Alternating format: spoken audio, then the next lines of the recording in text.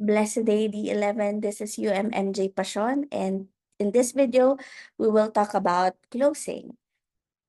Our objectives is for you to define closing and identify other closing techniques that you can apply to your specific clients and yung lagi mo magagamit, yung preferred mo as a financial wealth planner.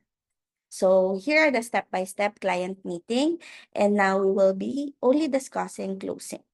So closing is a strategy na you can apply as a financial wealth planner to your specific clients for them to buy now or purchase now their life insurance policies. So there is 5 key points that you should put in your mind or always remember so that you'll know the easiest way to close. First is, kailangan mo malaman yung needs ni client. Okay, so what are the needs? What are the possible needs? So maybe it's educational funding for their children, income protection, may it be critical illness fund, planning, or estate planning. So marami pang iba, but you need to identify which is the need of your client. Next, the gap. So you need to know the gap from the savings, kung ano yung na-save ni client, to the gap na gusto ni client ma-achieve. Next, budget. Yung budget ni client, kaya niyang ibayad for that specific policy. Assessment. In this assessment, this includes also yung knowledge ni client sa funds. So you have to know kung aggressive ba siya, moderate or conservative ba siya sa when it comes to investments. And then you give the solutions. So you are a solution giver, not only a financial wealth planner. Okay. So here are the is one of the way to close. So first is the yes set close. You keep getting your prospect to say yes. The closing will become much easier. So ayan yung number 1. Here are the 7 techniques. So first is you define the need. So remind them of their need or kung ano man yung kailangan nila. So this is a sample script. Let me read to you. Am I right that your priority need is to save for your children's education so that they can pursue the university education overseas? So ito yung sample, no?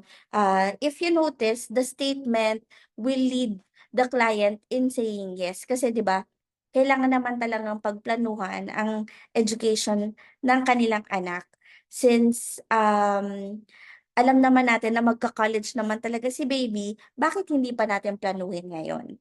So that's a sample for yes at close na defined yung need. Next is yes at close to identify gaps and shortfalls. So we review the client, gaps, when you compute, no, if you don't know this, you can ask your UM or your recruiter, and how you have to explain to your client how you came up with that specific amount of gap for that specific client. So ang sample script, let me read to you again.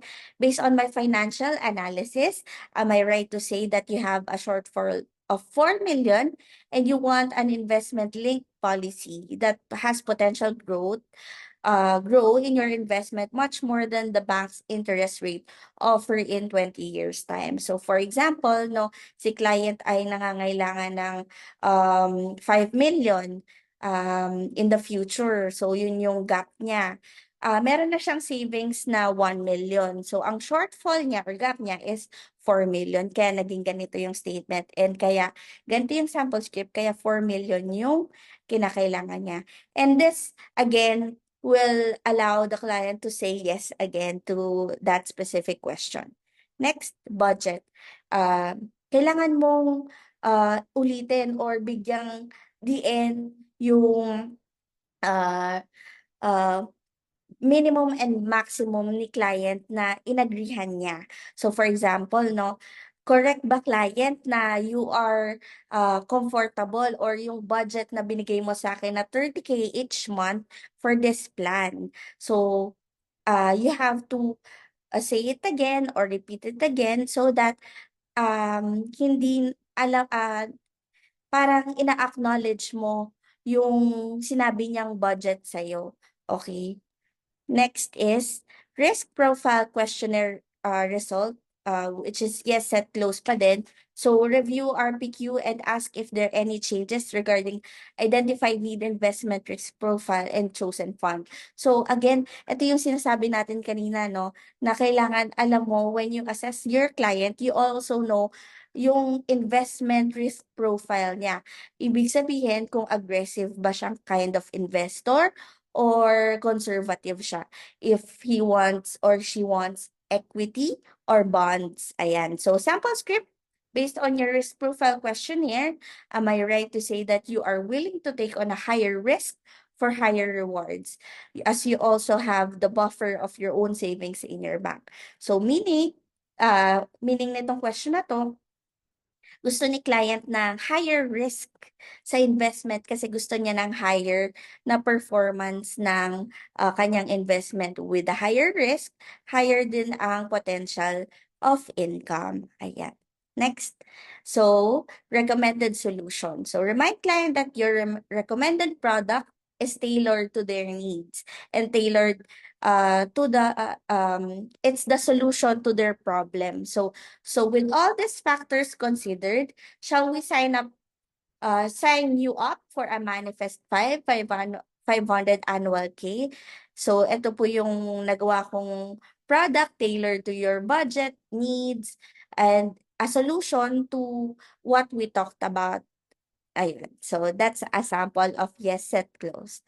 Let's go to temperature close. So ito yung pinakamabilis for me, no, na gamitin. So itatanong mo lang sa client, sa tingin mo ba client beneficial itong produkto na sinasabi ko o itong policy na ginawa ko for you and your family's future. So pag sinabi niyang yes, you can say na so can we start today? That's very short and simple way of closing temperature close. Let's put that in mind because this is actually what I'm using most of the time. Next, direct close. Katulad nung second, you can lead it to the third one, which is direct close. Can we start this program today? Are you or you can also say na are you willing to start this program for you and your family today? Ayan. So fourth is T-close. Do you save in a bank? So T-close is where you also present bank versus VUL or the benefits of benefits of saving in a VUL instead of a bank. Pero we don't have any um uh, parang pangit na sasabihin tungkol sa bank because saving in a bank is their liquid money. Saving in a VUL is their investment and their plan for their future. So, fifth is alternative minor clause. Tatanong mo dito, possible mong pwedeng itanong dito is, how do you want to pay for your premium? Do you want to pay it by card, a debit card, GCash, or you want it on the counter sa bank, or you want to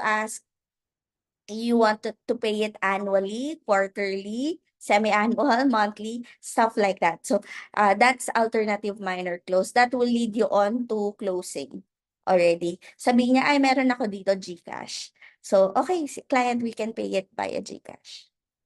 Six, medical close. So, when you can ask your client, when was the last time you had your medical checkup? Why am I asking this?